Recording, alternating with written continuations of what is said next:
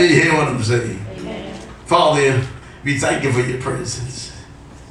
Now, God, I give them your word as you said we should. I thank you for the change. I thank you for newness. I thank you for obedient vessels.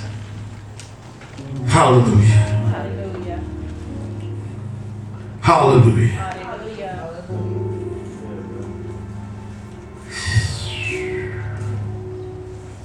The disciples were, you can start rolling that tape if you know. Disciples were amongst the people and they were doing great work. They were healing and they were ministering the truth, and signs and wonders and miracles were following them. The awesomeness and the power of God was there. God was being magnified in the midst of this journey that they were on.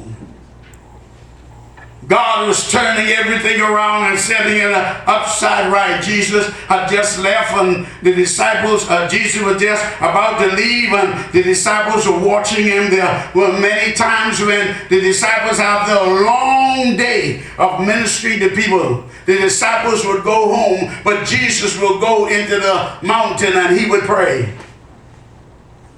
There were times when he would feed them the natural food, but he himself was not eat. There was a time even at a well when they went to get the food and he administered the young lady. When they came back with the food, they said, "Their master, eat." He said, "I have food that you know not of."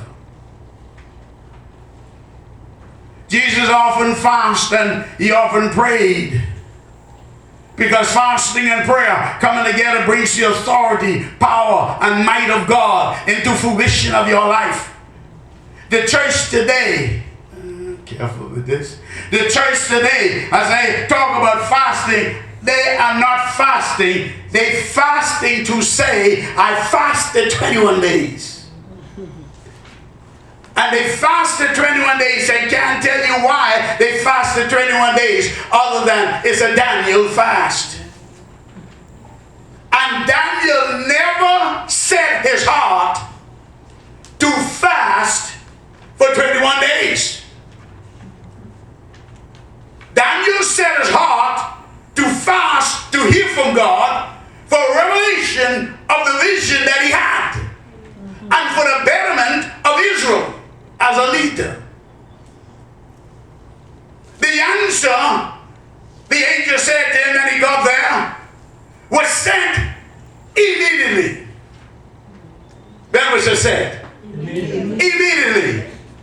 God immediately answers your prayer. What you mean? The Bible declares that God speaking, "I know your need before you ask, and while you're asking, I send the answer." So God has everything set in order. On the day you say send, it's already coming. So when Daniel said to fast, Daniel wanted to fast for wisdom and knowledge and understanding. Not for a time frame. Wisdom, knowledge, and understanding. And to deprive his flesh of the goodies. Because it's flesh that's causing you to fail. Now I drew a diagram and I showed you what it is when you're fasting. Allow the authority of God and the anointing of God and the glory of God and the manifestation of God's plan come into fruition. So Daniel then set himself to pray or to fast for 21 days. He happened to fast for 21 days. And when the angel got there, he said, "On the day that you asked, God said it, but while I was on the way." Satan, Mr. Monifor, Satan is not in hell. There's the first heaven that you see. There's the second heaven above this that you don't see. That Adam had full control over. And when we sin on the earth, the enemy took that second heaven and now he's known as the God of this world, functioning in it. That's why you see all those homosexual and lesbian and nasty and demonic things are coming over the TV and over the movies, because Satan, the God of this world, is harboring and handling that. But that's why he comes against praise and worship. That's why he comes against musicians. That's why he comes against prayer, because he knows they're the only thing that can destroy that Jesus came to destroy the foundation of the enemy. Amen. And so when Daniel prayed, his prayer came through the second heaven. And because they understood, it was held up by Satan. That's why Paul said, pray in the Spirit. Pray in the Spirit. And when you pray in the Spirit, you edify yourself. You take yourself in another realm of God. And because the enemy cannot understand what you're speaking, he cannot stop what he cannot understand. While the answer was coming this way, it was held up. You see, you have to understand, Gabriel is not a warrior. Gabriel is nothing more than a messenger. But Gabriel said, things get so tough, and the war was so tough for me that I had to call Micah. Micah is the warring angel. He said that Micah brought his crew, and Micah break me free, and they're studied, they're fighting. That's how come I can bring to you this message right now and give you an understanding. And he explained it to him. He said, now I got to go back, and we're going to fight our way through. Are you hearing me? So people are fasting today, 21-day fast, and you ask them, why are you doing it? Well, they said, Daniel fast. Why are you doing it? Daniel did it. Why are you doing it?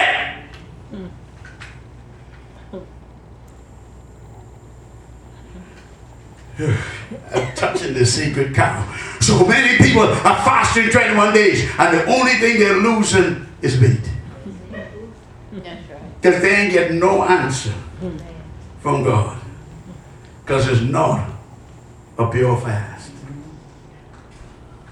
Go back, read your word. Every time you read about fast, at the end of the fast, it was an answer. And not only for one person, it was an answer for everybody. I hear what I'm saying. Amen. Remember now the disciples, they were doing this great work. Jesus would often pray. Jesus would often fast. They filled their guts, and they slept all the time. My wife get mad at me when I tell her, man, sleepers bug me. You see, sleep is just an interruption in time, and sleep is a nuisance. When you're doing the work of God, you wonder, man, just see that I didn't do enough.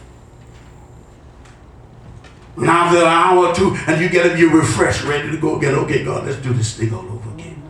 And when you're doing things for God, well, you know, everybody needs 8 hours. No, you need 8 hours of rest. You can rest and serve God. Today he ended this rest. God ain't doing nothing. God is resting, but God is working. Yeah. I hear what I'm saying to you. Yeah. He wants you to enter into his rest and be in a piece of comfort and heart and mind. The other 8 for work, that's your occupation, and the other 8 for your family.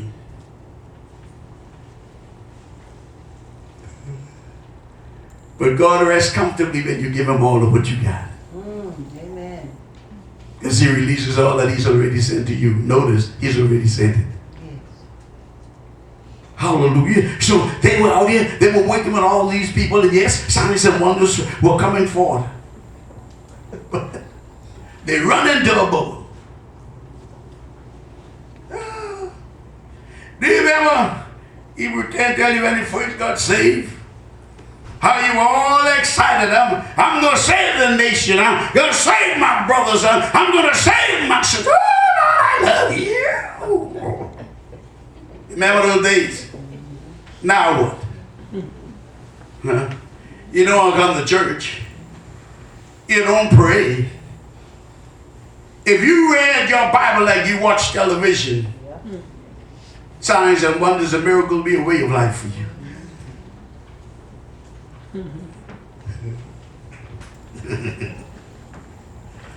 These fellas are doing there, and then here comes that trial.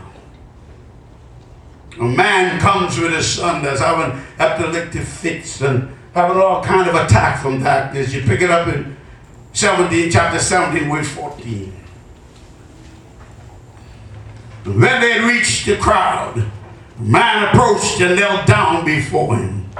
Talking about Jesus is after he coming out of the mountain top now. Remember that, right?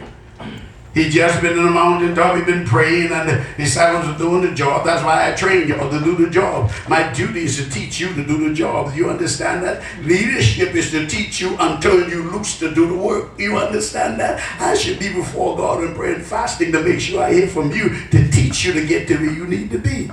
I should never be jealous of you. I should be glad to have you up here doing this kind of a work, to see that you're doing the right thing. Are you hearing this? Amen.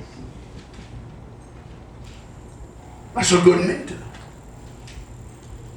They came to Jesus and they fell down before him, verse 50. Lord, he said, have mercy on my son, because he has seizures and he suffers severely. He often falls to the fire and then into the water. You know, that's something demonic forces. This guy rolls in the fire and don't get burned. This guy was going through a laziest time. Sometimes you can be under such scrutiny, such hardship. It seems, oh God, how am I going to get out of this? Some of you think you're losing your minds because it's so tough. How am I going to make it through this? How can I ever get over this, God? Oh God, help me. You're calling everybody, trying to find some way out. When you pray for me, can you help me get this? Pastor, you don't understand. Oh, we understand. There's a time that you must take a journey through a night of pain. Are you hearing me? You drink that cup of pain. You go through a night of confusion, and you go through an hour of isolation, and you do it all by yourself, only with God there. Amen. In a night of pain, even the father turned his back against his son. But he was fulfilling the purpose and plan of God for his life. There are times you're in situations where everything can be turning out all right, but suddenly there was a problem. You've been praying for people all your life, and people will get near. Now the attack is on your body. You've been told you got cancer. You stand in the gap for a little while, and you go back, and the doctor says it's growing. Now what? Now what you can do, Junior? Jesus said this way, physician, heal thyself. Yes. Are you hearing me? Amen. They brought them, the child, to him. And they could do nothing with it. Watch this. He often falls, and then, verse 16, this is an indictment. I brought him to your disciples, but they could not heal him. You get to know that they saw signs and wonders and miracles happening. They saw people's lives were being changed. They saw the disciples in action. They know the hand of God was upon them. But this time, tell your neighbor, this time. This time. See, this time it didn't happen. It didn't happen. They used the name. So-and-so's a keeper. You see? In that name is an association. In the association is the awesomeness of fire that burns. The anointing so great that the enemy can't stand against it.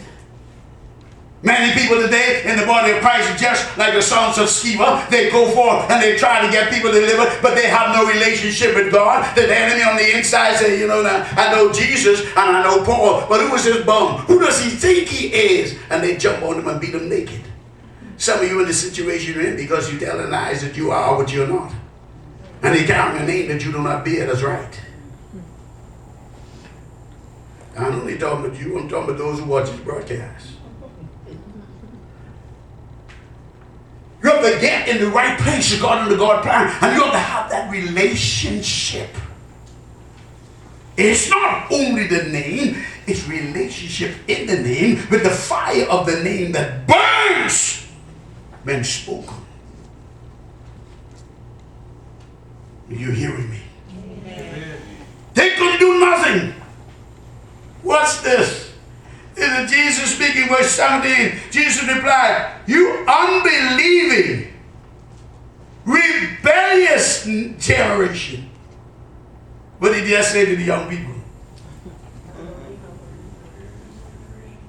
You unbelieving, rebellious generation. How long will I be with you? Let the Holy Ghost handle it. Well, Jesus, you know. Oh, Lord Jesus, will you move this thing? How long must I be with you? I've given you the authority. I've given you power. I told you that all glory is mine, and now I give it to you. And I tell you, go!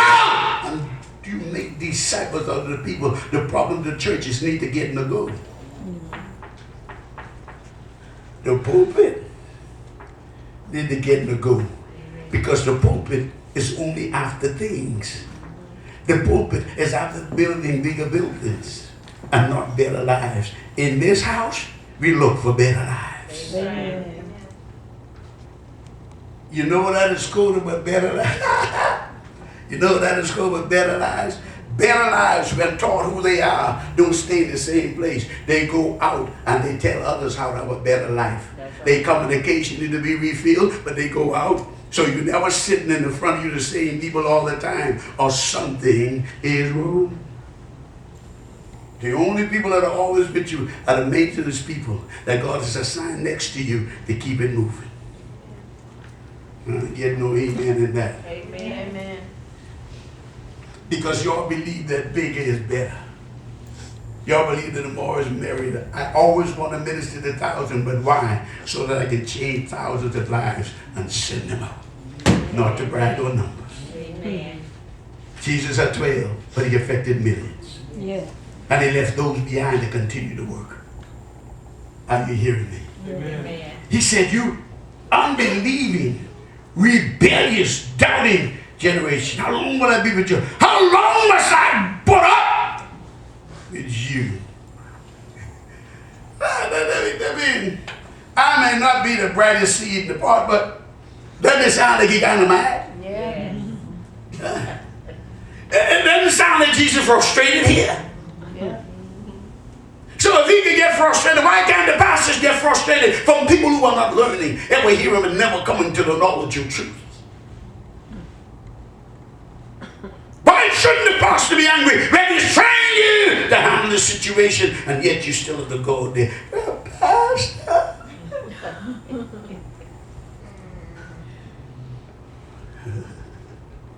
Why? And you got everything you equipped in to handle this circumstance and situation.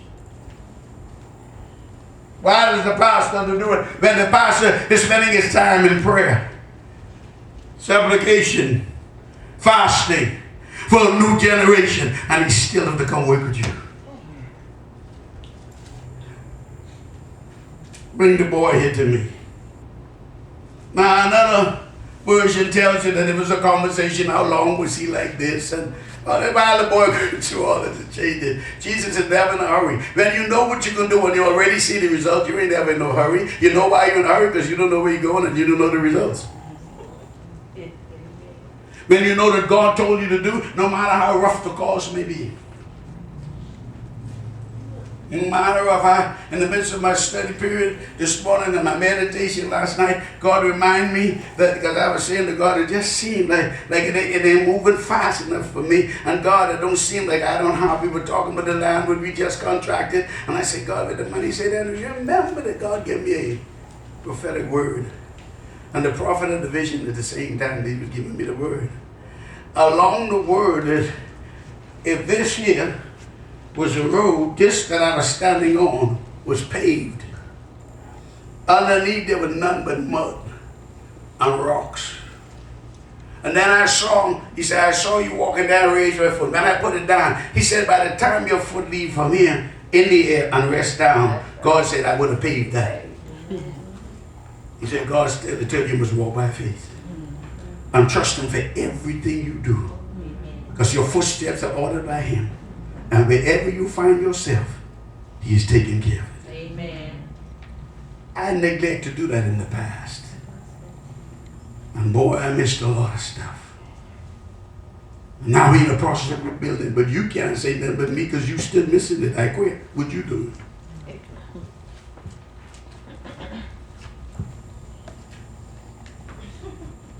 Let it rest a while in case you're ready to point a finger at me. Amen. Amen. In this flesh, you have no good thing. That's why you can't cater to the flesh. You got to cater to the Spirit of God, and you cannot sin. Bring the child to me. And after asking around all this conversation, the man said, Jesus, my son, look up, come on. He said, Jesus. And then he spoke to it. What's this? Then Jesus rebuked the demon, and it came out of him. And from that moment, the boy was healed. Those of you that had a word today, you're healed. Amen. Every circumstance and situation in your life is real. Now it's up to you to walk in it. Amen. It's up to you to walk in the manifestation of it.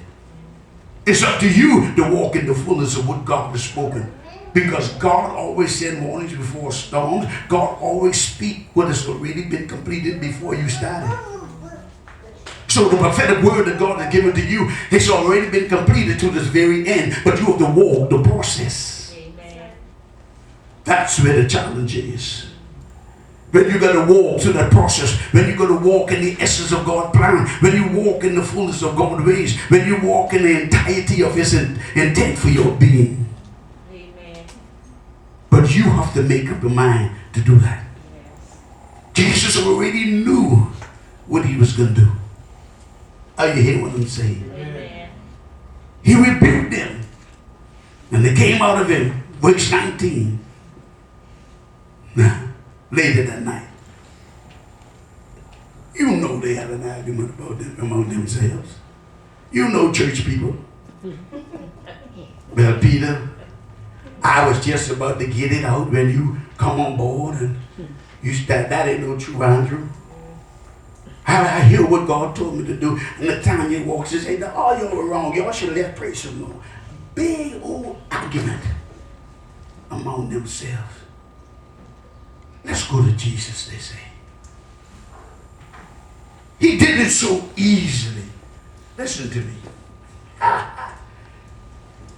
When you walk in the purpose of God for His plan of your life, when you walk in your originality, you do it so smoothly that those that are seeing you don't think you have no problems. Amen. But they don't understand. That's right. You are as smooth as you are because your trust is not in the circumstance or the situation, but is in God. You're not looking at what you see. You already seen the finish end in the vision. And you know that God is faithful. And you know that He will bring the vision to pass in His time and in this season. That is not you to do it. Your duty is trust Him. Amen. And put it into working. Amen. Yeah. And when you start doing that, you know that it's been completed. That's right. I hear what I'm saying. Amen. Come on, they say, let's go talk to Jesus. Let's see what's right. See, among you always arguing and all of you wrong.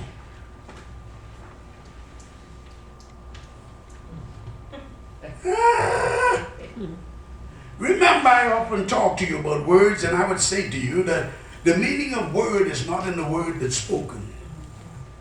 The meaning of words is in the mind of the one that speaks them. So in order for them to fully understand, they have to go talk to the one that did deliverance. Are you hearing me? I've said this, Sister Cleare. Never allow anyone to tempt you into answering for me. Because all these years we've been knowing each other, you still don't know me. And I don't answer for you because I don't know you. And so I would say, go ask her. Are you hearing what I'm saying for you? Amen. What we have done in the church is taken men and women and made them gods. And we've taken their words and made them scriptures. And we honor them above God. And we worship them. Do you know there are some people that will serve their leader, spend more time with the leader than they spend with God? Then who is your God? Who is your God?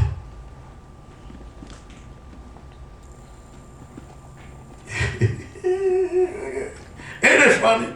Yeah, it's funny. It ain't funny, y'all, because you caught him in it. The disciples came to him and said, why couldn't we drive it out?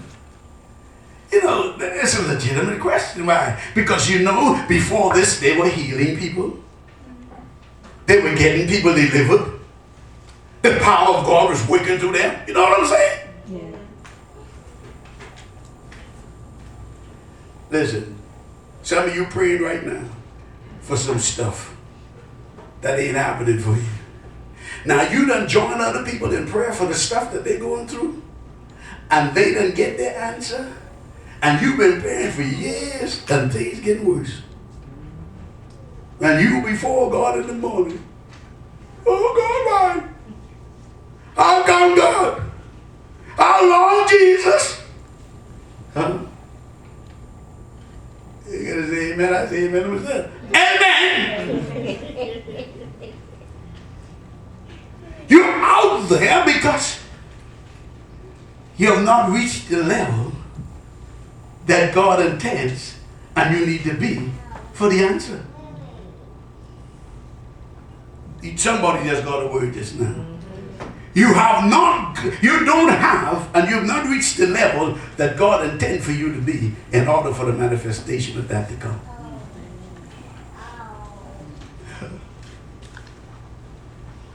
How come we couldn't cast them out, Jesus? Watch this. Jesus replied, because of your little faith. That thing tripped me out. Of a shadow, it tripped me out. Because of your little faith, he told them. For I assure you, the word assures, I tell you right, absolute, no doubt about it. I put my life on the line. I assure you, he says,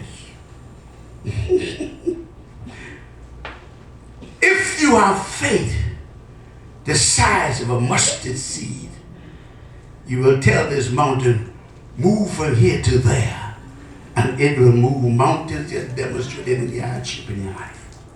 Nothing will be impossible. This is something Jesus said. Jesus cannot lie. Are you hearing what I'm saying to you? Amen. He cannot lie. Listen to me. His words are spirit and life.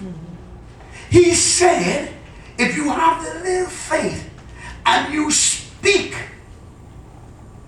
it will happen. And he didn't stop there. There shall be nothing impossible for you. He wasn't talking about everybody. He was talking about the disciples that he had trained, the disciples that saw the authority and the anointing, the disciples that know that in them is a greater thing than what they're seeing. And if they stand in faith, it happened. I'm going to show you something messy, very enough. He goes on to tell you, there should be nothing impossible for you. This kind does not come out except by prayer and fasting. Let me show you something that you want to. Jesus, wait a minute. That's me come my time. Right in that scripture. You want to see it? Watch it. Why couldn't we cast him out? Why? Because of your what? Little faith. And then he goes down and says, if you have faith, like a grain of mustard seed, though little in stature. You want to know what he's talking about? Yeah. That's a contradicted itself, isn't it? Yeah. See, y'all be reading the Bible. You ought to read the Bible. I'm going to show you something. There's a sermon there. God is faithful to him. Can anybody see the little dot on that paper? Can you see that dot? Yes. That's a mustard seed. How big is it? How big is it? But Jesus said he had little faith. Is this a mustard seed? He telling me you should have faith like a what? Mustard seed. How big is this mustard seed? Is it little? Yes. But what is Jesus talking about?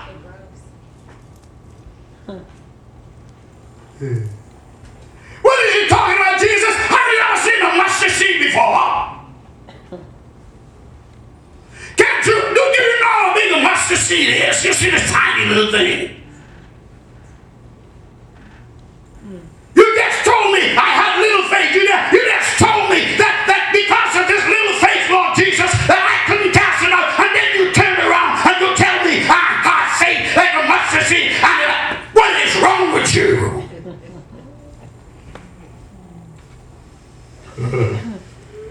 What did Jesus mean? Oh God. He was not concentrating on size. You understand? He was concentrating on quantity and quality that is within the seed. He was telling them, this is a small seed. But then planted, buried in the soil. Everything that it needs